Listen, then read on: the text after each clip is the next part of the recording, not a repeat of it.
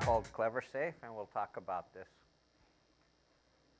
A huge growth is in unstructured data. What do I mean by unstructured data?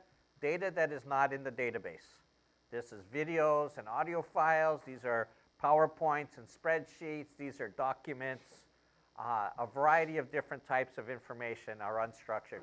And these are growing much faster than the growth in databases. We're seeing a lot bigger growth pattern with unstructured data. Internet of Things, capturing with smart meters, call records on the mobile phones, all of this activity. So why is object storage so exciting? I tell people that the problem with block and file is very location-based.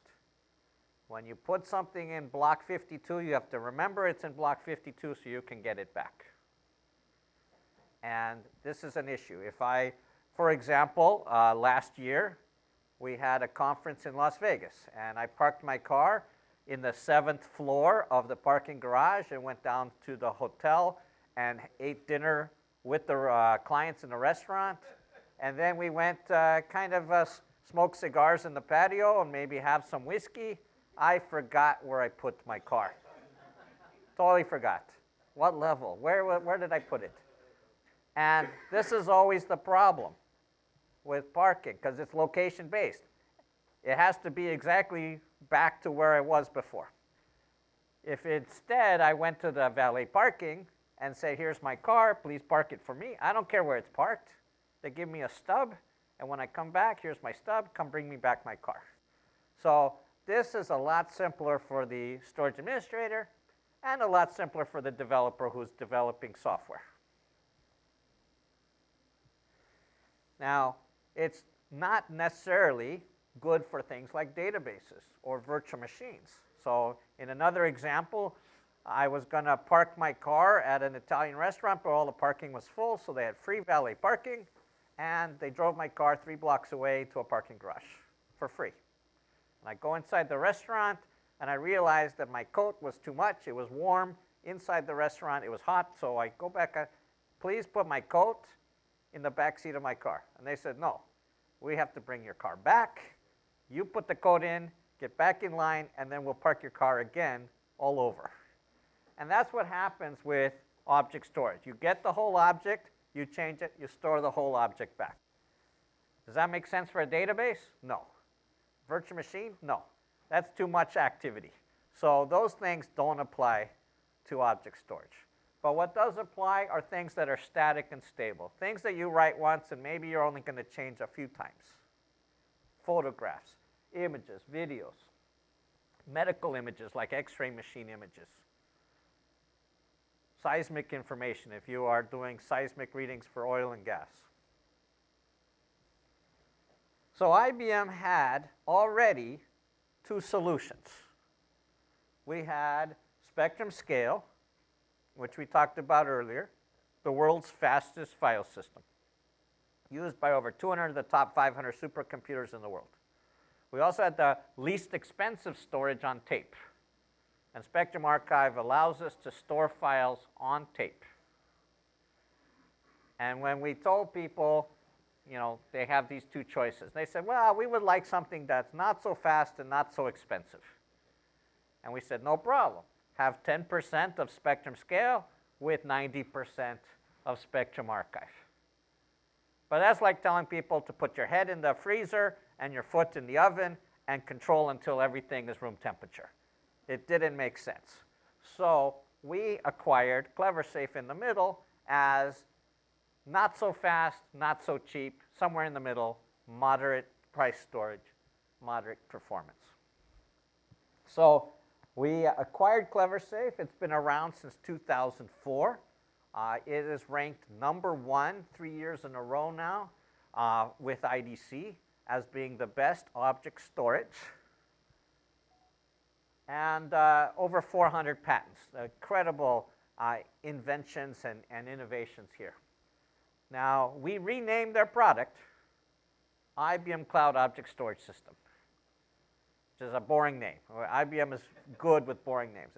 If IBM bought Coca-Cola company, we'd rename this the drink brown carbonated sugar liquid, right? It's just the way it is. But that's the name now, Cloud Object Storage System. Now, the nice thing about Cloud Object Storage System is, like Spectrum Scale, it also supports erasure coding. So if we want to protect against one drive failure, we could do RAID 5 or create 2 copies of the data with RAID 10. 2 drive failure, we can use RAID 6 or make 3 copies of the data. So you can see here, more efficient to do RAID 6. 4 plus 2 parity is 1.5 times. Triple the data takes up 3 times. So to be more efficient, RAID 6. Here I have 7 plus 5. That's only 1.7, and I can lose 5 drives.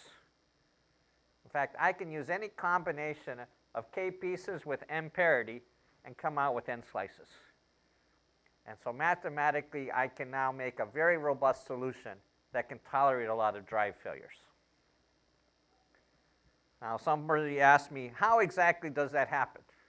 They can understand 1 parity, but they don't understand 5 parities. It's really not 5 parities. We take, and here I have 5 plus 3.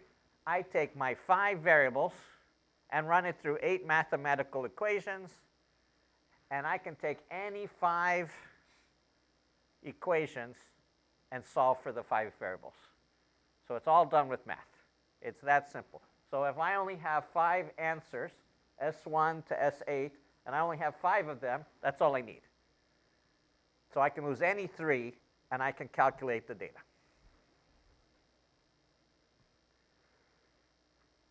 So I have a petabyte of unstructured, static, and stable data. What do I do to store it? One option, the traditional approach, treat it like a database. Let's pretend it gets changed every hour.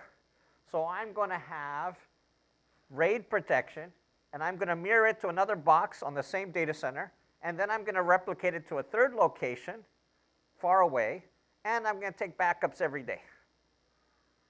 And I'm going to put it on infrastructure that was designed for online transaction processing with a lot of cache memory, designed for taking lots of activity. And then I'm going to have many full-time employees handling all of those different parts of the solution. Now, that's treating it like a database. But we know this is not a database data. This is static and stable data that changes very rarely.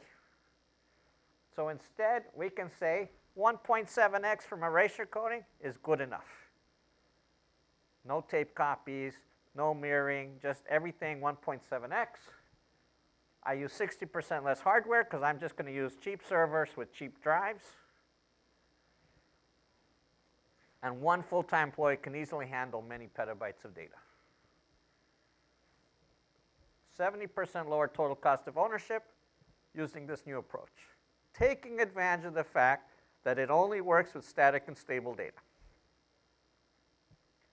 Compared to NetApp, we did a side-by-side comparison, and we even did Metro Cluster to have a comparable protection of data, 80% less. Against Microsoft Azure, against Amazon Web Services, we are typically 10 to 30% less expensive. So depending on where you are going to store this information, we can save you money. So here are the components of the architecture. Your application server or your end user uses regular HTTP over Ethernet to access the data.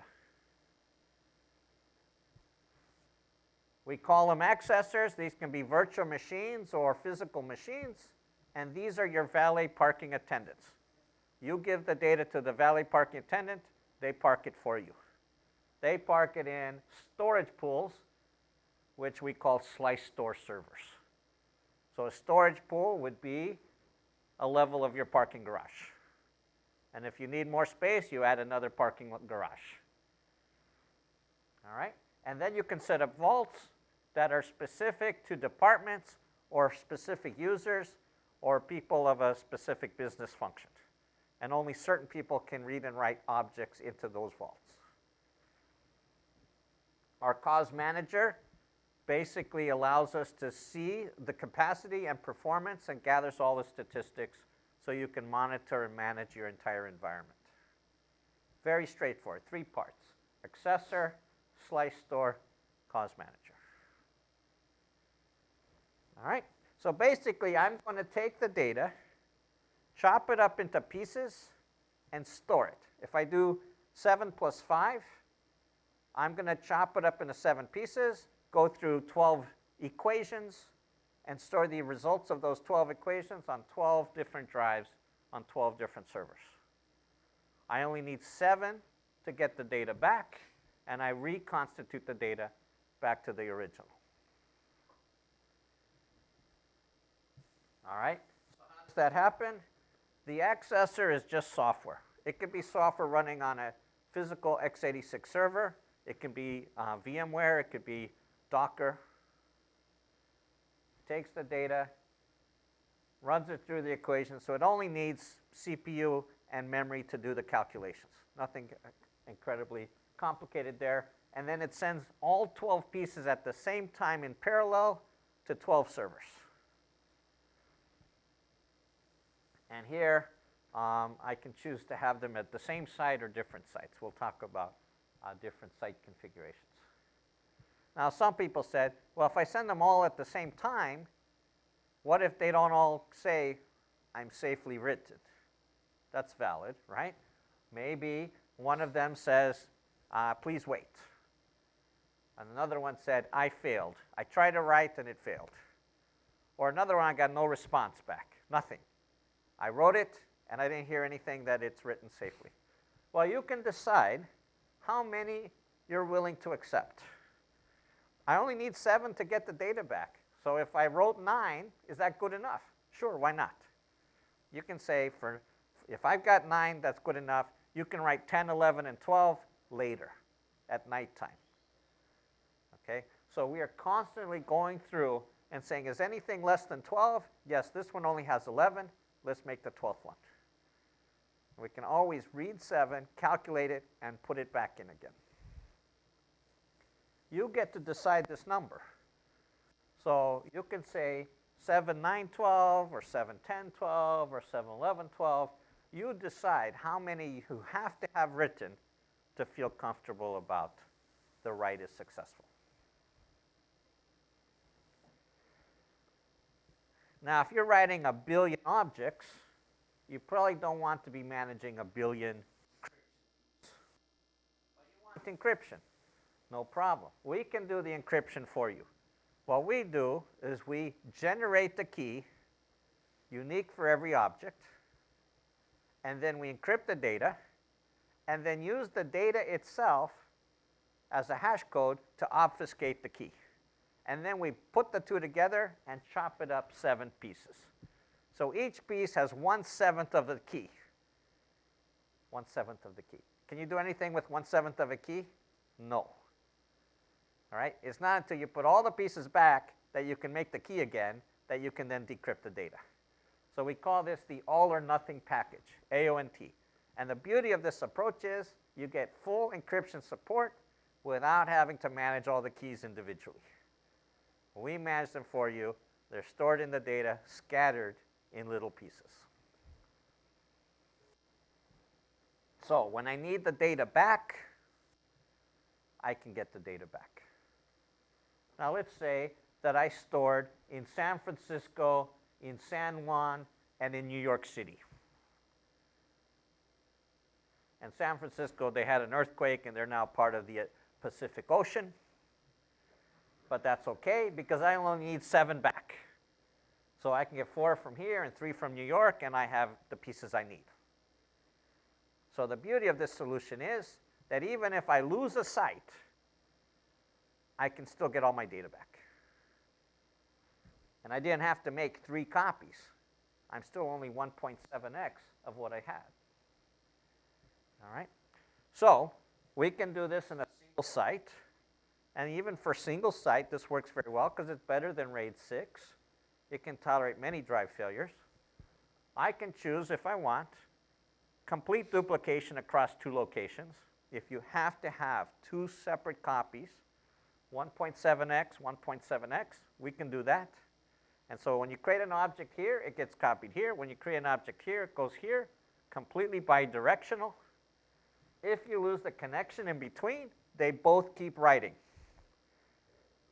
And then later we'll connect back. But the most popular one is having geographically dispersed. If you have 3 or more, then you can lose any site and you have 100% access of your data.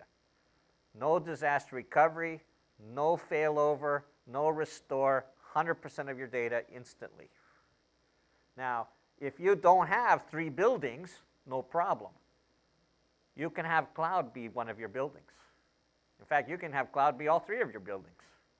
You can mix on-premise and cloud to come up with how many sites you want.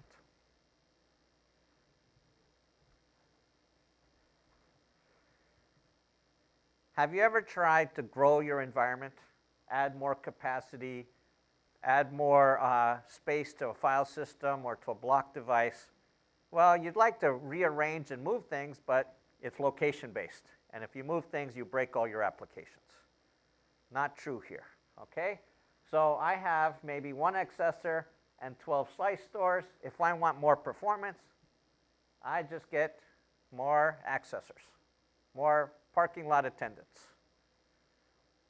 Now, these could be temporary. I can have these all be virtual machines temporarily during peak season and take them back down again when I don't need them so much. If I need more capacity, I just add more drives to the servers, or I get more servers. And each pool doesn't have to be the same exact one as the previous. I could have 2 terabyte drives here, and 6 terabyte drives here, and 4 terabyte drives here. So long as the 12 drives match, they don't have to match anything else. So you don't have to worry about, oh, how am I going to find 2 terabyte drives 10 years from now when nobody makes 2 terabyte drives anymore. All right? But look how simple it is. I can add more storage without telling anybody, because if you have a claim stub, you get your data back. The fact that we moved things around and balanced it doesn't matter, because you as an application owner doesn't have to know. All right? So just like when you park your car with the valet parking, they might put it on the 3rd level and then move it to the 7th level and then move it down to the 2nd level because they had to. Doesn't matter to you. You get it, you get it. So we offer this 3 ways. You can get it as software, and then you can install it on your own x86 server. So that's one option. Hey, I want to buy my servers from Hewlett-Packard or from Seagate or from Cisco. Or you can have pre-built systems already put together for you. Or you can get it as a cloud service. So all 3 are available to you, and you can mix and match. So let's take a look here. We have adopted a standard within IBM that when we say local, we mean private cloud on-premise. And when we say dedicated, we mean private cloud off-premise in a cloud service provider, such as IBM in the cloud service. And so if you wanted everything local, on-premise, doesn't leave your building, you can do that. And we recommend 500 terabytes or more. If you are less than 500 terabytes, then maybe a V7000 or V5000 might be better fit for you, price-wise. But usually I recommend 500 terabytes. I've seen people with 200 terabytes, 300 terabytes, perfectly happy with cloud object storage because they're going to grow, and they know they're going to grow. So you can do that by software and put it on your own servers or by pre-built systems. If you choose dedicated, you can run in the IBM Cloud, but it's dedicated to you. Nobody's going to share your equipment. Bare metal servers that only you are running on. And you can choose to let IBM manage it for you, or you can choose to let your own staff manage them remotely, where they connect to remotely and have it, or some hybrid configuration. Now, both of those, you're paying for the physical machines. So even if you only write 1 object to 12 servers, too bad. You're paying for those 12 machines. So if you want to just pay for what you use, we also have public cloud support. And you only pay for the number of terabytes you actually write. So if you wrote 12 terabytes, you pay for 12 terabytes. And a lot of people are doing that to practice and get used to it before they decide they're going to buy actual equipment with actual servers. So here's an example. 2 petabytes usable. It's actually 3.4 petabytes. But because of the 1.7 factor, only 2 petabytes of actual. I have 6 accessors. I have 12 slice stores. I have 1 cause manager. 2 petabytes for less than $1 million. This is list prices. You probably can get better. $445,000 for the hardware, $450,000 for the software, and $135,000 annual maintenance for support. These are extremely attractive prices. If you have petabytes of data and you're shopping around for where am I going to store this, you're not going to find anything better. Who is using? This would be for an on-premise cloud, And we have similar numbers for off-premise if you want to see them. So what kind of recommendations do you give for clients who have to deal with highly restricted ITC and GXP compliance requirements? Good question. I have no idea what those mean. So, good. I am not even going to guess an answer there. Yeah. We'll have to get back to you on that because. My question is, what kind of recommendations do you make with clients who have to deal with high level of IATC and GXP requirements? What is IATC and GXP? So IATC is privacy, especially when your customer base is, let's say, patients. Okay, healthcare, right? GXP is good manufacturing practices, good laboratory practices, etc. When it's highly confidential, highly restricted company data, especially dealing with patient health. Pharma. Yeah. Yeah. I'm just curious because, like, for example, we have all three, right? But we have very strict requirements around what kind of data can exist Right. on each of those three areas. Well, I know a lot of customers in the healthcare and pharma who use object storage, so we can find out. This solution has its original traction or installs in the federal government, right? Yeah. Organizations that do stuff that we don't know or maybe we do know about. Yeah. So it doesn't give, I cannot recite what all the certifications are for security. Yeah, we'll look into that. We'll get the Yeah, answer. right. We'll get the answer. All right, good. You stumped the speaker already. All right, here are the types of industries, and this is from most to least. Our number one industry that is using object storage is financial services. And then you have telco and service providers, because telephone companies and service providers are now offering to store data for you as a service that they can then make that available to their account holders. Media and entertainment, being able to distribute videos.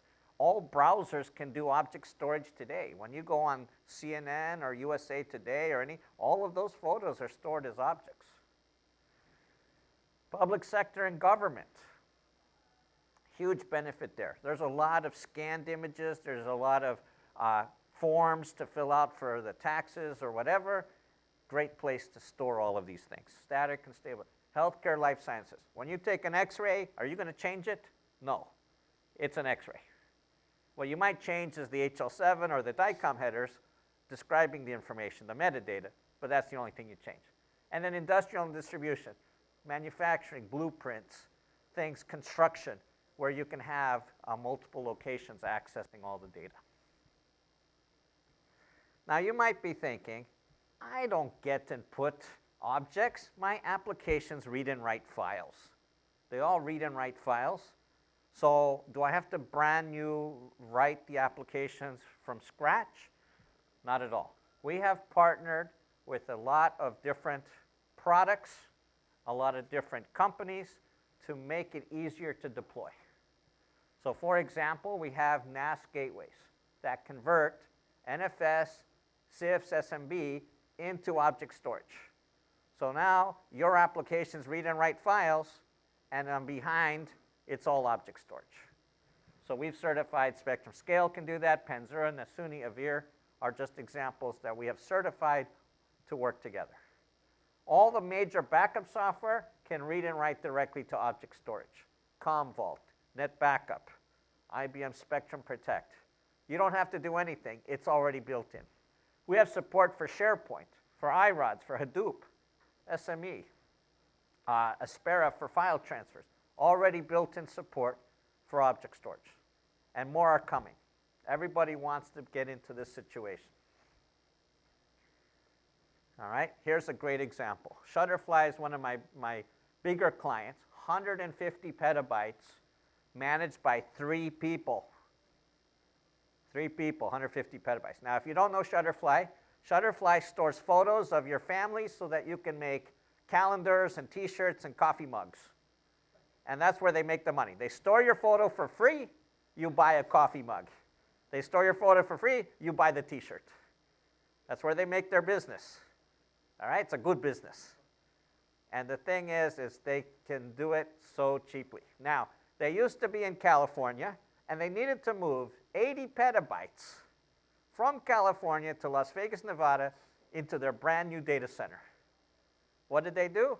1/4 of their servers, they turned them off, put them on a truck, drove them to Las Vegas, turned them on. Guess what? You only need 3 of the 4, you're good to go, right? 0 disruption of service. Every weekend, they took 1/4 of the servers on a truck, and in 4 weekends, they moved 80 petabytes from California to Las Vegas. Great success story. They didn't even tell IBM about this. IBM says, hey, the call home is saying it's in Las Vegas, Nevada. Yeah, we moved them all this last month. What? Yeah. You cannot move 80 petabytes any other way. Good luck moving anything of any large quantity like that without disruption, because they're not going to take their business down for a month.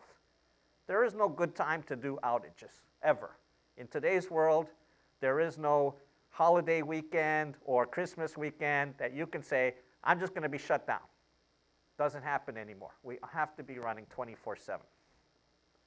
Great success story, and they save lots of money. Now, you're thinking, how can I combine this with what IBM already has? We have a lot of people who do this combination. They will store initially in Spectrum Scale. It's fast. It's flash. It's metadata. It puts the data on disk. And when the data is cold, I have 2 choices. I can move it to tape, or I can move it to Cloud Object Storage, either on-premise Cloud Object Storage or off-premise in the cloud. So this is a chance for you to store things in the cloud when they're not active anymore. So you might think, well, they're very active now. Now they've settled. Now they're stable. Now they're ready for the cloud. And so this gives people a great opportunity. For example, we have in Washington, D.C., the Kennedy Center. The Kennedy Center has performances that they video record, these performances, award ceremonies, ballet, comedians, whatever the different TV shows, and they store it initially in Spectrum Scale. High-speed flash directory infrastructure. Then the whole content is moved to cold storage. And when you want to click on it and play, we stored the first 3 minutes in Spectrum Scale, and the rest is on cold storage. So when you play the video, it's instantaneously. And in 3 minutes, they've brought everything else back, and it's ready to play. So you can watch an 1.5-hour video that you think looks like it's on flash when it's really on cold storage. Right? Great solution, and they're paying cold storage prices, making it look like hot data. All right, so summarizing, the encryption is built in. You don't have to think about it. You don't have to plan for it. It's included, ready to use. The erasure coding is included. It's done in real time, and you get to choose 7 + 5, 13 + 7, 4 + 5, however combination you feel comfortable with. The software is packaged with the operating system. We put the Linux and the code all in one clump. You just install it, ready to use. You can run it as a VM, as a Docker, or on bare metal. The disk lifecycle management. It automatically looks, is there any failure? Is there anything missing? If it finds that it's missing a piece, it recreates the piece. All features are included. So we didn't have to give you all these choices and options. You just pay per terabyte, flat price for the solution. And we have what we call the perpetual license mode, which means that if you buy the software, you're running it on an HP server or a Dell server or a Lenovo server, and 5 years from now that server fails, time to replace it, you don't have to buy the software again. You just replace the hardware, and the software, you continue using it. So that's called a perpetual license. Why should you have to buy the software again? You shouldn't have to, right? The software you buy, you keep it up to date, continues with the new hardware. So that's Cloud Object Storage summary. If you want to hear more about it, there are a lot of people are using the Cloud Object Storage to replace EMC Isilon or Data Domain or NetApp, a variety of solutions that are currently file-based. This turns out to be less expensive alternative. Questions? No? Okay. Anybody who has more than 500 terabytes? Yes? Pharmaceutical, definitely. Lots of data. You'll be surprised. Most companies will be more than 500 terabytes soon enough. It's just a matter of time. Yes, yeah, when, not if. All right, Luis, shall I go on to the next topic? Continue on? All right, let's move it to the next topic.